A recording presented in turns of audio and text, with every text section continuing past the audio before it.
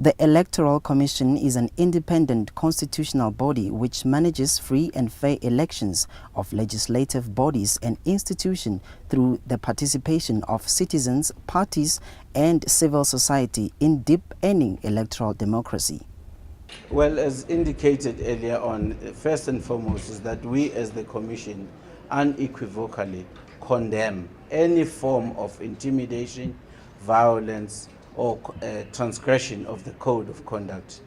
With respect to individual and particular incidences, as we are speaking now, our team at the office is working with the security clusters to actually determine the appropriate actions that should be done.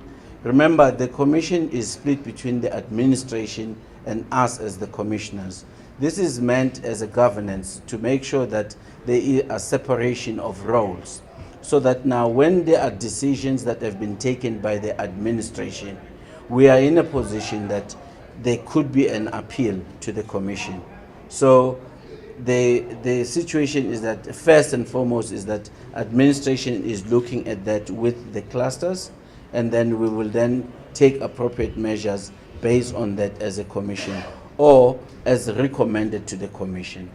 The issue of creating an environment that is conducive to free and fairness of the election is actually a collective issue. We have overlapping responsibilities with other state agencies that are responsible for certain actions. So when incidences occur, we would work with the security cluster, which is at the police on the ground, who are actually directly responsible. Our core business primarily is that of conducting the elections. Forward economic freedom in our lifetime as we continue in our revolutionary struggle to take over government, local government, through our People's Manifesto to run proper people's municipalities. We will continue to fight the good fight, and we will continue to uphold Nelson Mandela's words when he said, if the ANC does to you what the apartheid government did to you, you must do to the ANC what you did to the apartheid government. As the oldest liberation movement and a political party participating in the 5th democratic local government elections, we pledge to continue abiding by the code of conduct, our commitment to work with the IEC and all stakeholders.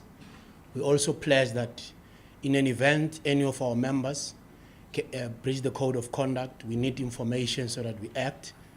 Difficulties that sometimes when somebody is not a member, you cannot take actions, but for our members we commit, and we urge all our supporters and sympathizers to respect the code of conduct. As in previous elections, it has happened.